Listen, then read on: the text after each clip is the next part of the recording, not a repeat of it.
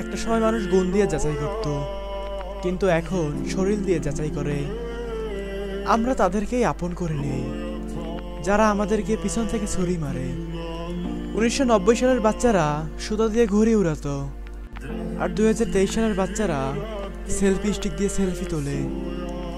একটা সময় কোনো ফোন ছিল না, কিন্তু এখন ফোন আমাদের এতই আসক্তি করেছে, আমরা ফোন ছাড়া একটা মুহূর্ত থাকতেই পারছি না।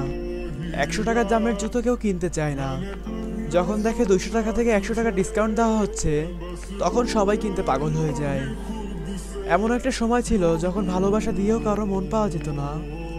আজ শুধু টাকা দিয়ে সবার মন পাওয়া যায়। আবেগময় ছবি শুধু চিত্রতেই সুন্দর, বাস্তবে নয়। একটা সময় ছিল যখন কিনা আমাদের বন্ধু বান্ধব কিংবা লাইফ পার্টনারকে বেশি প্রায়োরিটি দিতাম, কিন্তু আজ সবাই আছে, কিন্তু শুধু মোবাইলকে প্রায়োরিটি দিই। দেশের প্রতি ভালোবাসা মানুষকে সহানুভূতিশীল হতে শেখায়, যা ছবি দেখে আমাদেরও শেখার আছে।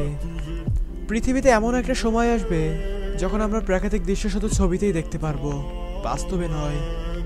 আগে সার্টিফিকেট দিয়ে মানুষকে মূল্যায়ন করা হতো, কিন্তু চাকরির বাজারে এখন টাকার কাছে চাকরি বিক্রি।